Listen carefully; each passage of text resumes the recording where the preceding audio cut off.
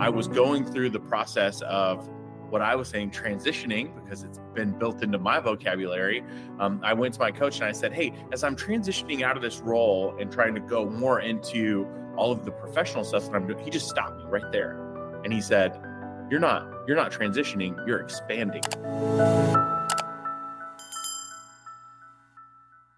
Welcome to Veteran CEO Magazine, where veterans lead the way. I'm Jay Hernandez, and today my guest is Dave Burlin. David is a Marine Corps veteran, program manager for entrepreneurship at Vets in Tech, the state coordinator for Nevada for the Global Entrepreneurship Week, and for the last 20 years post-service has been building various roles, building the ecosystem that supports networks for veterans across the United States. Dave, thank you so much for joining us today. I love it. Thanks for having me, man. In every single episode of VCEO, something I try to do is talk about what that transition process was like. And I give a challenge to my guests is to try to do that in 6 words or fewer. So for you, that same question is, how would you describe the military transition process in 6 words or fewer? Yeah, well, I'm simply trying to promote veteran expansion and transformation. So it's really funny. I'm really trying to take the word transition out of our vocabulary, because I feel like that word has kind of given, I don't want to say permission, but it has kind of created a conversation that generally leads to a lot of the harder, more negative challenges that we all face post-service. And sometimes it's just a matter of changing those words that might change the mindset. And it may not happen for everybody. If it only happens for a few, then those few will continue to lead the way. So we see those words that we choose to describe how we go through our life is such a big part for that. So expansion and transformation, I'm assuming you've got quite the personal story to this. So let's start with the word expansion on there. Like, why did you pick that word? Well, I wish I could tell you I picked that word. And I think one of the most important things that I've ever done in my whole life is hire not just one coach, but I've hired a lot of coaches. And part of that being because I have been a coach for other people in a very professional setting. But my coach is a celebrity influencer coach. His name is David Meltzer. And he's actually the one who it was this aha moment probably about a year ago. And thanks so much for hitting some of the high notes on my bio. One that I left out is after my service in the Marine Corps, I was a drill instructor for at-risk youth for 7 years. And then I switched all of it up and I became a wedding DJ. And for 15 years, I've DJ'd more than 750 weddings all over the United States. Now, when I stepped back from that role last year, and I took a really heavy hit on my revenue stream, I was going through the process of what I was saying, transitioning, because it's been built into my vocabulary. I went to my coach and I said, hey, as I'm transitioning out of this role and trying to go more into all of the professional stuff that I'm doing, he just stopped me right there. And he said, you're not transitioning, you're expanding. And when he said that, I felt like it was the beginning of a real answer and a real solution to all veterans, wherever they're at in their expansion from service to civilian life, whether they've been out for 20 years. If they keep calling it a transition, that transition word, something about it gives the permission for them to go down a harder road. I believe there's 2 sides of expansion, right? There's post-traumatic stress or post-traumatic support, and then there's post-traumatic growth. And I think each one of those has a very different set of resources and a very different set of challenges. I'm simply trying to help people understand that in that expansion, if we go about it the right way, we can really make a positive impact, not just for ourselves, but for other veterans who are expanding every day. So many veterans, when they're exposed to things that give them those long lasting, we call them invisible scars sometimes. And hearing how you are describing this to not just think about it as stress, because yes, it is stressful, but then taking that and using that to help you do something else. I'm curious, can you expand a little bit more on this post-traumatic growth idea? Yeah. So post-traumatic growth is simply that. And I couldn't say it without saying the post-traumatic stress and support, that conversation ends, and it ends very badly. Right. And I don't even have to say the word. I just say that it ends, and it ends very badly. And we all know what I'm talking about. Post-traumatic growth, on the other hand, is perpetual. I think there's three very important pillars when it comes to post-traumatic growth, and that's education, employment, and entrepreneurship. A lot of people are going to use their benefits to go to school, and that's great. That was not the path that I chose.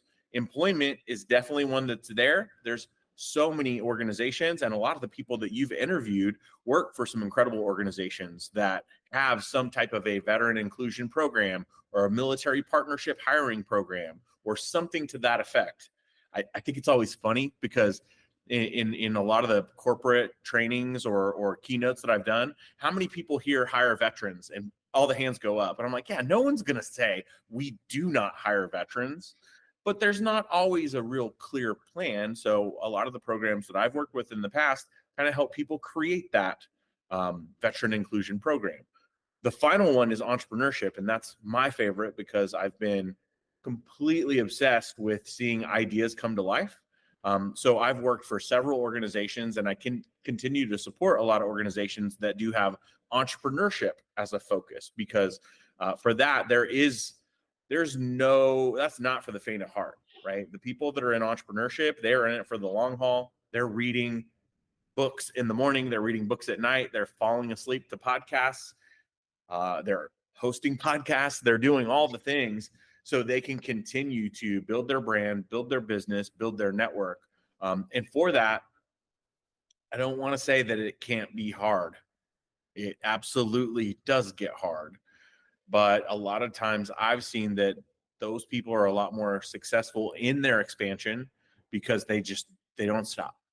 And expanding too, going back to the point where you're talking about transition versus expansion, it's giving yourself permission to try new things too. And that's difficult. You're not always going to have that skill set right away. But I think that's and stop me if I'm leading you here a little bit, but I think that's why you chose that next word, transformation, is because Exactly. you take on those challenges to transform. So if you could go on to that part. Yeah. So and then in that simple mindset, because we're still in a positive, opportunistic mindset, transformation is the key, right? That's what turns the ignition. That's what sparks the idea. Now we have that ability because of just changing the words. This is where a lot of this came from.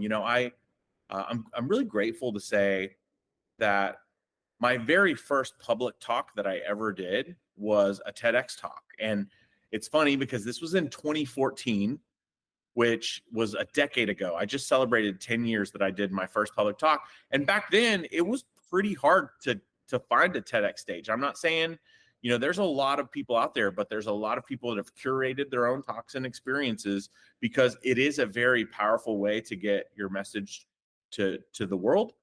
That was my first public talk. And I didn't even really know what that conversation was going to be. And even when I thought that I did, I actually rewrote that speech the morning of. That's a longer story, but I will say this, because the conversation around veteran transition has changed. It's almost like we've hit a wall with it. It was that little aha where my coach suggested, what if I'm not in a transition? What if I'm in an expansion? As soon as I felt that, I felt the shift. I was like, if 1,000 veterans heard that same thing, there's always going to be 10% of people that don't hear it at all. There's going to be 10% of people that just immediately accept it and run with it. And then you have the middle to find their way. This is my hope is that this becomes the foundation of TED Talk number 2. But I'll be really honest, if I could create my own TED Talk for specifically the veteran community, it would be a vet talk, a veteran expansion and transformation talk. And that's what we would do is we would pick a side. Are we talking about post-traumatic support? Are we talking about post-traumatic growth? You got 8 minutes, 8 slides, fight for it, go. And the whole reason for me to take on this subject and to have those answers is because this is the hardest pill for most people to swallow. Not every veteran is homeless. Not every veteran is suicidal.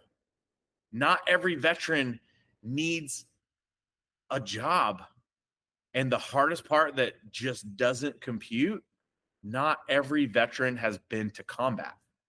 And that's a really hard thing for a lot of people to understand, including veterans. That when there's all these different programs that they get a free burger on a holiday or something like that, that's a great initiative, but sometimes it doesn't really do anything beyond give somebody something for free. And that can continue to be hands out, help me. And I simply try to work a lot on the other side of post-traumatic growth. When we talk about like that transition part to how there's a mindset too of I'm transitioning what I'm already doing, and I can't seem to find how that fits into the civilian world. How come that the skills I've learned, and that's something I hear a lot, is companies or veterans don't know how to translate their skills. But what we're talking about here is growing the skills, finding new skills, finding new things to do. In entrepreneurship, it's really kind of the exact definition of really trying something new. So you work a lot with veterans trying to get into entrepreneurship. Yeah. What are the most common challenges you see that pop right up, whether it's logistical or mental or just the most common things that you see? Yeah, there's some things that don't make it easy for entrepreneurs in general. But I've worked with a couple of different organizations. Currently, I'm with Vets in Tech. We do have a whole program for entrepreneurship, and we work to catalyze startup incubators, accelerators, resources for veterans in the startup ecosystem to have the things that they need, legal protection, things like that. You know, the idea phase into income. How do we get there? There's a lot of challenges in entrepreneurship in general, but here's one that is kind of suits both veterans and entrepreneurs. I call it the Shark Tank economy. And this is great because Shark Tank really did ignite a lot of innovative ideas because people watch it, but because there's a whole channel now. Like every time I turn on my TV, I don't know why it's set to that channel. It's like MSNBC or whatever. It's like Shark Tank all day, every day. This is not good in my opinion, because what happens is you watch the TV show, you see the pitch, you see the story, whether they laugh or they cry, and you see one of the sharks, not always, but a lot of times the sharks will make a deal with them. And what it does, it creates this false sense of security that says, if I have a really good idea and I pitch a room full of people, one person will write me $1 million check and that is game over. That is not the reality. It's reality television. That is not the reality. Oftentimes those deals are chopped into 1 million pieces, and sometimes those deals don't even get taken to market. And even if they do, like $1 million is not very much money anymore. And it's certainly not something that changes the direction of somebody's life. It may spark an idea and may get a whole product to market, but you know, then you'll see people that are building things simply to try to get that $1 million. And another one of my big inspiring coaches and mentors is one of the co-founders of Priceline.com. He was like one of the top 3 people that was the co-founders on Priceline.com, Jeff Hoffman. He's the chairman of the board of Global Entrepreneurship Network. And his only advice to entrepreneurs is stop building businesses that solve problems that people don't have. Just because it's a good idea does not make it a good business. So I've heard a couple of things. You might appreciate this, but it's the idea about an idea where people say, oh, that's a good idea when they're thinking about a good idea. The thing about a good idea is time tells if it's a good idea. At the time when something's had, it's just an idea. Yeah.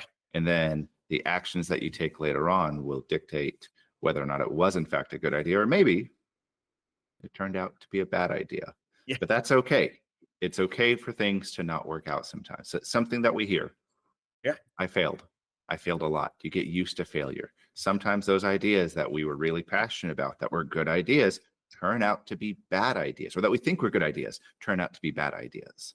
So how do you keep motivated, especially for young entrepreneurs, when we're talking about like income things and your stability, and when we're talking about, man, I've got to try to get $1 million, and how far is that going to get me? And if that doesn't work out, I mean, that's a daunting idea for a veteran. Yeah. Well, I'll say a couple things because I'll try and save a lot of people time and energy and heartbreak when it comes to pitching their ideas. This is so simple, right? If you go and ask somebody for money, very often they will give you great advice. But if you go and ask people for great advice, as they unpack the problem with you, they will come to the conclusion that you just need a little money. And a lot of times they have it or they have access to it. But because they've become part of solving that problem, now they want to help you get the money. So if you go and ask for money, you get advice. You go and ask for advice, sometimes you'll get money. And that, it really works. It just does. What a fascinating way to just kind of flip that, because when people feel like they're helping part of the solution, then that's that next thing that they're thinking of. A very interesting way to go on that. So there's, again, so much when it comes to entrepreneurship. There's no way we could unpack it all in just this episode. But surely wanted to see if I know you work with vets and techs, but other resources that you would recommend veterans look for. There's some really great ones. I was actually part of a program called Bunker Labs for many years. Bunker Labs is great. They're in about 30 cities across the United States. They've changed their structure a little bit. They've actually partnered with a larger organization that's giving them a lot more support. And so Bunker Labs is a great one. There's a new one that's really fascinating to me. It's called Warrior Rising. And actually, they just, at the time of this recording, right, the big military influencer conference was over in Atlanta just last week. And they did a big business shower. They celebrated some veteran business owners that not only had completed the program, but they went through some different pitch opportunities and even secured some pretty decent size Happy Gilmore checks, right? And got some money to get them going. So I would say those would be generally my top three: Vets and Tech, the Veteran Startup Network. And then we also have Bunker Labs and Warrior Rising. Any other general advice for our veteran service members who are still thinking about getting out, people who have been out for 20 years and are looking to expand and grow and transform? Closing thoughts for them. Absolutely. We have the capacity to create businesses. The things that we learned in the military aren't always necessarily adaptable into all civilian jobs. Well, the best thing about entrepreneurship is it's not a job. We're solving problems. And that's all we did in the military, in any support of the battlefield. Whether we were technical support, whether we were admin support, we were trying to solve problems before they became real problems. Now we're just taking that same level of ingenuity, and that is applicable to startups. You just need to find the right network, you need to find the right resources, and you need to have the right attitude to never give up. Because I believe that every time that we are successful in our own expansion and transformation, it becomes a lighthouse for other veterans who may be struggling in their transition from service to civilian life. Well, Dave, thank you so much again for coming on to Veteran CEO Magazine today, sharing your story, sharing this information about veteran expansion and transformation. Thank you so much. This is Veteran CEO Magazine, where veterans lead the way.